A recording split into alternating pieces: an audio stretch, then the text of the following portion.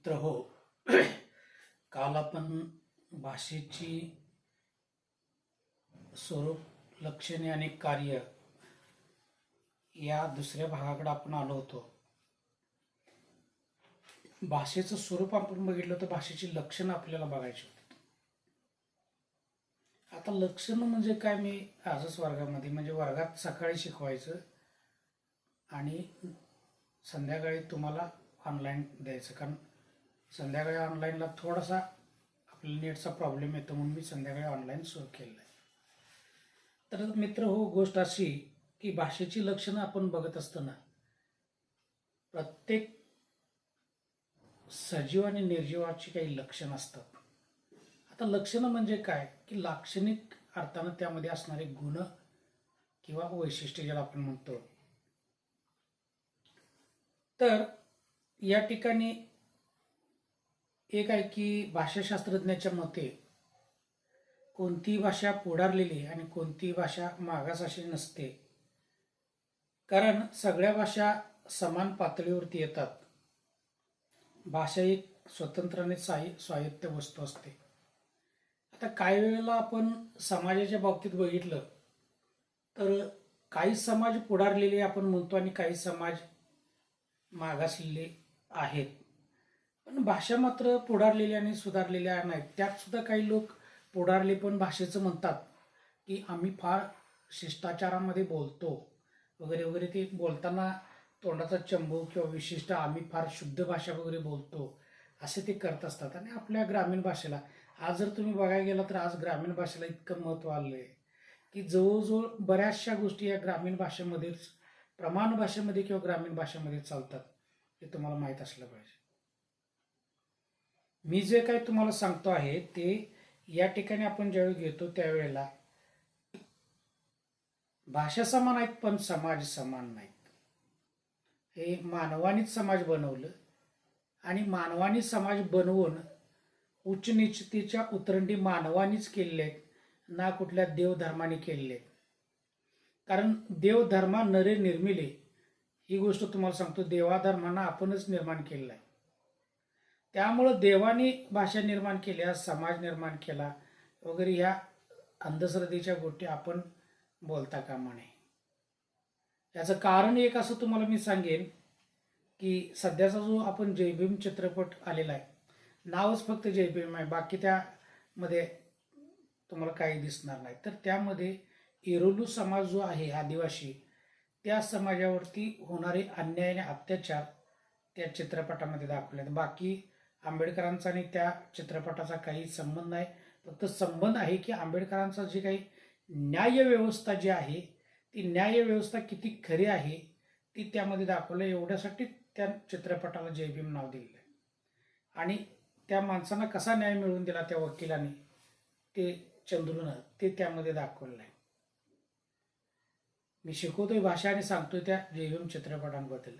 याचं कारण मित्र हो, समाजाची उतरंड जी आहे ती माणसानं तयार केली, भाषा सुद्धा माणसाने तयार केल्या, पण ज्याच्या त्याच्या समाजाप्रमाणे त्याची त्याची भाषा आहे. त्या भाषेमध्ये उच्च नीचतेचा भाव संबंध येतच नाही.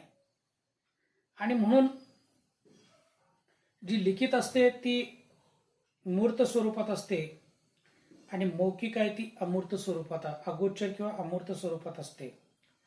कारण मौखिक भाषा कधी संपतच नाही, पण लिखित भाषा कधीतरी संपते. त्यामुळं ती एक सामाजिक संस्था ठरली आहे. भाषेमध्ये निसंदिग्धपणा असतो, संदिग्धपणा नसतो. झाड म्हणजे झाडच, झाडू नव्हे. निसंदिग्धपणा असतो म्हणजे कसं, झाड म्हणजे झाडच, विजेचा खांब नव्हे किंवा झाडू नव्हे. विजेचा खांब म्हणजे विजेचा खांबच, तो झाड होऊ शकत नाही. निसंदिग्धपणा, संदिग्धपणा त्यात कुठलाही नाही. निसंदिग्धपणा, निसंशय असं आपण म्हणतो, संशयानं नाही, तसं निसंदिग्धपणा यामध्ये दिसतो. आणि मग भाषा कालनिरपेक्ष असते, काळानुसार ती बदलणारी असते. भाषेची विविध लक्षणं आणि तिचं स्वरूप ठरवताना एक C.F. हॉकेट यांनी सांगितलेली भाषेची लक्षणं ती बघतो. अनुवंशिकता आणि सामाजिकता. एका कवितेमध्ये एका कवितेमध्ये तो नायक एक कधीतरी एका प्रेयसीवर, एका स्त्रीवरती किंवा मुलीवरती प्रेम करत असतो आणि शेवटी काय ते प्रेम शेवटाला जात नाही, तिचं लग्न इतरत्र होतं आणि हा तसाच बिना लग्नाचा राहतो.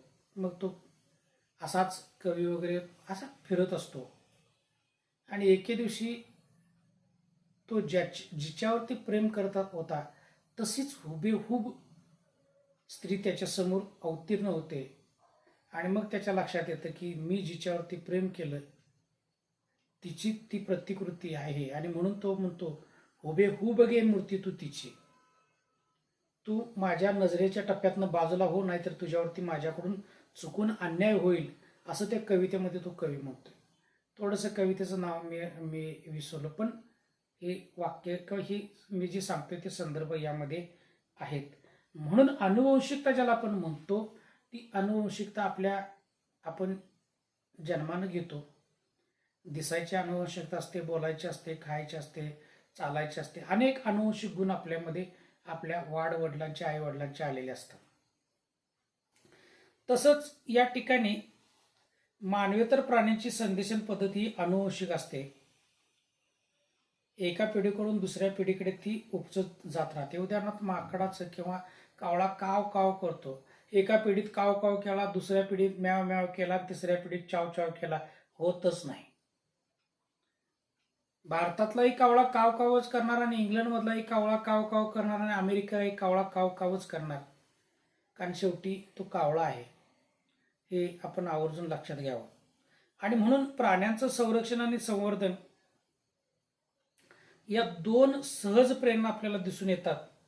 दोन प्रेरणाभोवती त्यांचं संदेशन सुरू असतं आणि मानवी मेंदूमध्ये मानवी भाषा शिकण्याची क्षमता उपजत असते, त्यामुळे त्यांचे संक्रमण अनुवंशिक स्वरूपाचं असतं. आता मानवी मेंदूमध्ये भाषा शिकण्याचं जे काही गुण आहेत किंवा क्षमता जी आहे ती उपजत आहे म्हटलं. मित्र हो, सगळ्याच सजीवांना भाषा आहे, फक्त आम्हाला कळत नाही म्हणून आम्ही ती भाषा नाही असं आपण समजतो. संकटाच्या वेळी माकडं असतील, कावळे असतील, ते त्यांच्या आवाजात आपल्या सहकार्यांना ते जागे करत असतात किंवा संदेश देत असतात. ती त्यांची भाषा नाही का? आपल्याला समजत नाही म्हणून आम्ही म्हणतो. आता माणसाची भाषा त्यांना कळत नाही. आपण जर एखादा कावळा पाळलाच आणि त्याला जर आपण शिकवलं तरच त्याला कळते, नाहीतर एखादा झाडावरचा कावळा हे जा तिकडं म्हटलं तर तो जाणार आहे का? आपण हातवारी असं केलं तर आपल्याला काहीतरी मारतोय म्हणून तो जाईल, पण सांगितलं कावळ्या इकडे ये, मी तुला खायला देतो, तू येईल का? इथं येणार नाही, कारण तुमची भाषा त्याला समजलेली नाही. आणि म्हणून या ठिकाणी जशी मानवाला भाषा शिकण्याची क्षमता उपजत असते तशी मानवेतर प्राण्यांना सुद्धा असते, ते आपल्याला समजत नाही म्हणून आपण तसं म्हणतो. आणि त्यामुळे भाषेचं संक्रमण हे अनुवंशिक स्वरूपाचं असतं असा विचार भाषा विज्ञानामध्ये रूढ झालेला तुम्हाला दिसून येईल. अर्थात सामाजिक आणि सांस्कृतिक परिस्थितीवर मानवाची भाषा शिकण्याची प्रक्रिया अवलंबून असते. सामाजिक आणि सांस्कृतिक परिस्थिती म्हणजे तुम्ही ज्या समाजामध्ये राहताय तो समाज कोणती भाषा बोलतोय, कशी भाषा बोलतोय, कोणत्या वेळेला तो भाषेचा उच्चार करतोय किंवा वेगवेगळे संदर्भ घेतो, हे त्यावर अवलंबून आहे. आता सणवार आले की सणवारामध्ये तुम्हाला माहित आहे आमच्या असं आहे की एखादा सणवार असेल तर ती बाई तिचं सुरू असतं घुमणं, त्यावेळी तिची भाषा वेगळी असते. सांस्कृतिक ज्याला आपण म्हणतो संक्रमण झालं तरी सुद्धा एक भाषिक दुसऱ्या भाषिकामध्ये मिसळतो आणि त्यामुळे सुद्धा भाषेमध्ये बदल तुम्हाला दिसून येतात. मूल सुमारे 18 ते 48 महिन्यापर्यंत 4 वर्षापर्यंत ती भाषा मूल बोलत असतं आणि मग 4 वर्षानंतर मग ते काही मुलं 4 वर्षाच्या आत ही अस्खलित भाषा बोलत असतात. मी तसं उदाहरण बघितलं आहे, 2-2, 3-3 वर्षातच क्लिअर. पण इथं आपण घेतलेलं आहे ते 18व्या महिन्यापासून ते साधारण 48व्या महिन्यात. म्हणजे 18 म्हणजे 1.5 वर्षापासून ते मूल भाषा बोलायला शिकतात. काही मुलं 1.5-2 वर्षातच क्लिअर भाषा बोलतात. त्या मुलांच्यामध्ये असणारी क्षमता आणि आनुवंशिकता यामुळे ती मुलं बोलताना तुम्हाला दिसतात. त्यामुळं मानवी भाषेला असणारं जैविक आनुवंशिक अधिष्ठान आपल्याला मान्य करावं लागतं. आणि मग आनुवंशिकतेने भाषा आपणास प्राप्त होत असली तरी मानवी भाषा ही सामाजिक आणि सांस्कृतिक वर्तुळातच सिद्ध होत असते. म्हणजे मानव हा समाजशील प्राणी आहे असं रुसून म्हणतो. सोशल कॉन्टॅक्टमध्ये रुसून सांगितलं. मानव हा समाजशील प्राणी आहे, एकटा राहू शकत नाही. आणि मग ज्यावेळेला अनेक माणसं समाजामध्ये येतात त्यावेळेला दोन्ही अक्षर, शब्द, वाक्य, अर्थ आणि भाषा असा तो सगळा मसाला तयार होतो.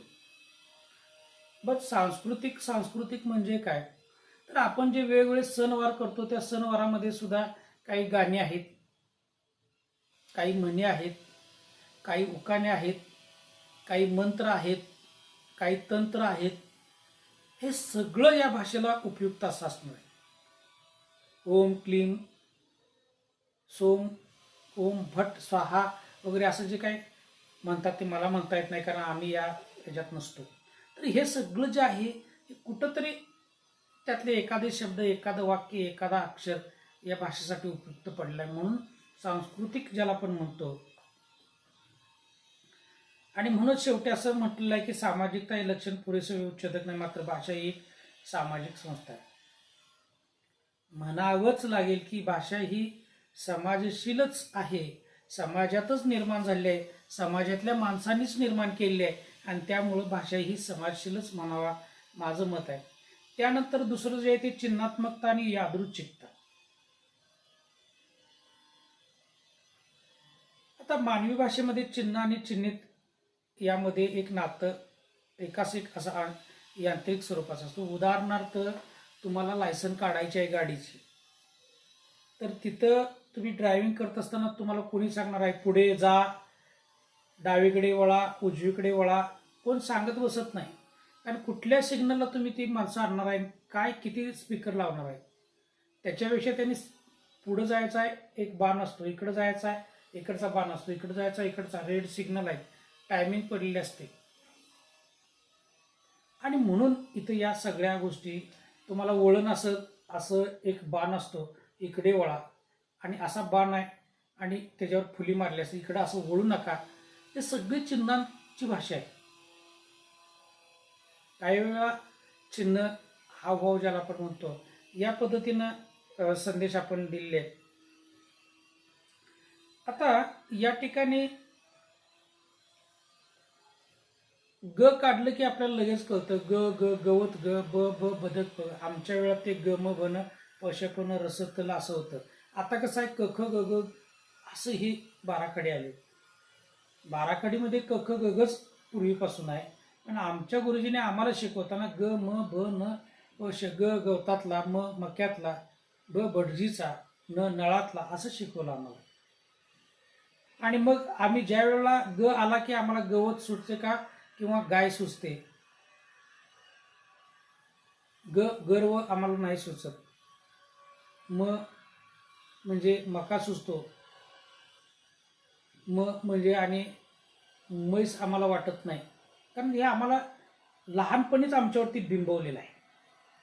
आणि म्हणून या सगळ्या गोष्टी ज्यावेळी आपण बघतो त्यावेळेला ज्या वेळेला मधमाशी मधाचं ठिकाण बघून येते त्यावेळी आपल्या सहकार्यांना ती मधाचं ठिकाण दाखवत असताना इंग्रजी 8मध्ये ती फिरत असते, गुई गुई गुई गुई अशी फिरते आणि त्यातनं त्यांना संदेश मिळतो की मधाचं ठिकाण या ठिकाणी आहे. आता त्याचं ते गुईगुईनं किंवा असं फिरणं एक चिन्हात्मक आणि एक त्याची भाषा नाही का. आपण मगाशी म्हटलं की मानवेतर प्राण्यांना भाषाच नाही, मानवाला ते मानवाकडं बुद्धीची क्षमता आहे, अमकं वगैरे आहे, बुद्धी सगळ्यांना आहे, हे तुम्ही लक्षात घ्या. आणि मग या ठिकाणी त्यांनी नृत्याचा वेग आणि दिशा या चिन्ह दाखवलेलं आहे.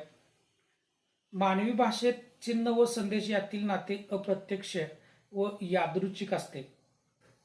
प्रत्यक्ष नाही, अप्रत्यक्षाने यादृच्छिक असतं. तर या ठिकाणी मी तुम्हाला सांगितलंय की ग हा ध्वनी आणि गवत यात कोणताही प्रत्यक्षात नातं नाही. म्हणजे आपण उच्चारलेली ध्वनी आणि जी आपण वस्तू दाखवतो यात तसा संबंध नाही. मी ग म्हणजे गवतच असं नाही. मी ग म्हणजे गाय सुद्धा म्हणू शकतो. गाणं सुद्धा म्हणू शकतो. तसा संबंध नाही हे त्यांनी या ठिकाणी सांगितलेलं तुम्हाला दिसून येईल. आणि मग या सगळ्या गोष्टी ज्यावेळी आपण बघतो त्यावेळेला एक मात्र आपल्याला दिसून येईल की त्यामुळे यादृच्छिकता हे मानवी भाषेचं सार्वत्रिक लक्षण आहे. भाषेत ध्वनी परिवर्तन झालं तरी यादृच्छिकतेमुळे मूळ आशय तोच राहतो. मूळ आशय तोच राहिलेला आहे. भाषेची या लक्षणामुळे जागतिक भाषा भिन्न राहिलेल्या आहेत. आणि जागतिक भाषा भिन्न काय राहिल्या? इंग्रजी, हिंदी, उर्दू, फारसी, पर्शियन भरपूर आहेत. आपल्या देशातच इतक्या भाषा आहेत तर बाहेरच्या देशामध्ये किती असतील? जगातल्या भाषा अजून मला तर काही समजलेल्या नाही, मला माहीत नाही. जे खरं आहे ते माणसांनी सांगावं. तर या सगळ्या गोष्टी मधमाशा असंख्य संदेश पाठवू शकते. मात्र अंतर व दिशा हे दोन संदेशाचे प्रकार त्यातून उद्भवतात. पोळ्यापासूनचा अंतर व दिशा हे संदेश फक्त आडव्या क्षितिज पातळीवर चिन्हित होतात असं त्यांनी म्हटलंय. आपण निरोप घेत असताना हॅलो, नमस्कार, कसं काय, अच्छा ही चिन्हे वापरले जातात. तर ही आपण म्हणतो की नमस्कार, आपण हात जोडलं की नमस्कार, असं केलं की हाय बाय, अच्छा ही चिन्ह आपण वापरतो. आपण असा अंगठा दाखवला तर अगदी व्यवस्थित आहे असं दाखवतो. आपण असं हे चिन्ह दाखवलं की पाण्याची गरज आहे, गाडीवाला असेल तर म्हणणार पेट्रोलची गरज आहे. हे चिन्हावर आपल्याला समजतं. आणि म्हणून या ठिकाणी पोळ्यापासूनचं हे पण त्यांच्यात उच्चारभेद करता येऊन मानवी मानसिकता ही अर्थदृष्ट्या व्यक्त केली जाते. मानवी भाषेत प्रचंड शब्दसंग्रह तुम्हाला दिसून येते. अतोनात असं म्हटलं तरी हरकत नाही. दररोज नवनवीन शब्दांची भर होते. दुसऱ्या परकीय भाषेतले शब्द आपल्या भाषेमध्ये येतात आणि मग हे जे काही शब्द भांडार आहे ते आपल्या इथं वाढत असतं. चिन्ह ती वाढत असतात. म्हणजे एखादा हिंदी भाषिक आला तर आम्ही भाकर किंवा चपाती म्हणतो, तो चपातीला रोटी म्हणेल, भाकरीला तो रोटी म्हणेल. आता आमच्याकडे रोटी वेगळी आहे. तुम्ही ज्या परिसरामध्ये रोटी कन्नडमध्ये भाकरी, रोटी कपडा और मकान हिंदीमध्ये म्हटलं आहे. रोटी म्हणजे जी भाकरी आहे ती रोटी. आपण भाकरी किंवा चपाती म्हणजे एकाच वस्तूला अनेक नावं प्रत्येक भाषा भिन्नतेमुळं आलेली तुम्हाला दिसून येईल. आणि म्हणून मानव आपले सामाजिक जीवन नेहमी अशा तऱ्हेने संदेशबद्ध चिन्हबद्ध करीत असतो. म्हणजेच माणसाची भाषा जी आहे ती कशी आहे? संदेशाची भाषा आहे. प्रत्येक ध्वनीतून आणि प्रत्येक वाक्यातून संदेश जातात. मी आज शाळेला गेलो नाही, आई थोडं पाणी देशील का? तर त्यातनं संदेश काय आहे की मला पाणी हवं आहे असं. म्हणजे प्रत्येक भाषा ही संदेशाची भाषा आहे असं आपण म्हटलं तरी हरकत नाही. तिसरं जे उदाहरण आहे ते निर्मितीशीलता, ज्याला आपण म्हणतो ती निर्मितीशीलता, नवीन क्रिएटिव्हिटी, कम्युनिकेशन ज्याला आपण म्हणतो. संदेशन म्हणजे कम्युनिकेशन. आता भाषेतील संदेशन हे केवळ सुट्या शब्दाने होत नाही, तर त्यासाठी शब्दांच्या विशिष्ट रचना कराव्या आपल्याला लागतात. त्यामुळे निर्मितीशीलता, ज्याला क्रिएटिव्हिटी म्हणतो, हा भाषेचा महत्त्वाचा गुणधर्म आहे. निर्मितीशीलता किंवा उत्पादन क्षमता ज्याला आपण म्हणतो ती कायमस्वरूपी भाषेत असली पाहिजे. भाषा दररोज नवनवीन काय तर देत असते. मी मगाशी म्हणालो की बलून बॅगी. आता ती बलून बॅगी काय होती तर तो पॅन्टीचा एक प्रकार होता. पेन्सिल बॉटम, त्या बॉटममध्ये पायच घालता येत नाही. मग मुलं प्लास्टिकच्या पिशव्या पायात सरकवतात आणि मग त्या पॅन्टा घालतात की इथं तुमच्या घोट्याजवळ सुद्धा ती अगदी दोरीनं बांधल्यासारखी पॅन्ट बसलेली असते. मग पेन्सिल पॅन्ट किंवा पेन्सिल बॉटम म्हणून नाव आलंच ना. पेन्सिल आणि बॉटम, आपल्याकडे पूर्वी बॉटम होता पण पेन्सिल बॉटम नाव आलंच ना. आणि म्हणून मित्र हो, भाषेमध्ये दर दिवशी नवीन काहीतरी तुम्हाला ऐकायला मिळतं. दर दिवशी म्हणतो मी, दरवर्षी नवीन. आणि म्हणून इथं जे सांगितलं आहे ते या ठिकाणी एखादा माणूस व मानवी समूहानं पूर्वी कधी न ऐकलेली भाषा तो निर्माण करत असतो, शब्द निर्माण करत असतो. मी वर्गात सांगितलं किंवा काही व्हिडिओमध्ये सांगितलं की यार्केट मार्ड आणि मार्केट यार्ड, मला वाटतं मी कालच्याच व्हिडिओमध्ये सांगितलेलं आहे. मार्केट यार्ड हे आम्हाला माहीत आहे, पण यार्केट मार्ड चुकून शब्द निघाला. आपण बोलत असताना बोलण्याच्या गतीमध्ये शब्द उलटे सुलटे आपण बोलत जातो. ती क्रिएटिव्हिटी आहे, नवनिर्मिती आहे, हे तुम्ही लक्षात घ्या. आणि म्हणून या ठिकाणी आपण पूर्वी कोणताही माणूस पूर्वी न ऐकलेली वा वापरलेली नवीन वाक्य निर्माण करू शकतो निर्मितीशीलतेमध्ये. आणि त्यांची संख्या जी असते त्यांची अमर्याद असते, त्याला मर्यादा नाही. कारण दररोज नवनवीन शब्द आपल्याला ऐकायला मिळतात. यामागे एक अमूर्त नियम व्यवस्था जी आहे ती आहे. म्हणजे भाषा आत्मसात करणं म्हणजे एक नियमावली ज्याला आपण म्हणतो, तर नियमव्यवस्था जी आहे ती आत्मसात करणं असं आपल्याकडे इकडं म्हटलेलं आहे. साधारणपणे नोम चॉम्स्की भाषिक प्रयोग, परफॉर्मन्स ज्याला आपण म्हणतो असे तो या ठिकाणी म्हणतो. आणि मग भाषिक क्षमता, प्रयोगामागील नियमव्यवस्थेचे सहज ज्ञान होण्याला तो भाषिक क्षमता म्हटलं आहे. तर लेनन ब्लूमफिल्ड या अमेरिकन संरचनावादी भाषा वैज्ञानिकाने मनोविज्ञान म्हणजे वर्तन विज्ञान अशी भूमिका घेऊन भाषेला अनुसरून त्याची वाचिक कृती अथवा वर्तन, ॲक्ट ऑफ स्पीच ही संकल्पना मांडली आहे. वाचिक कृती अथवा वर्तन असं मांडलं आहे.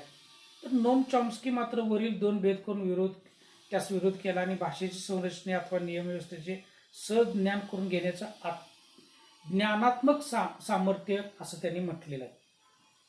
तर अशा गोष्टी आपण या घेत असताना निर्मितीशीलता जी आहे, फर्दुना दी सोशीरनं, चॉम्स्की आणि फर्दुना जी सोशीर जे आहेत यांनी भाषिक वर्तन आणि भाषिक व्यवस्था, परोल आणि लांग म्हणजे एल्वेन जी लँग्वेज, त्याला short form langue and parole असं म्हटलं आहे, भेद केला आहे.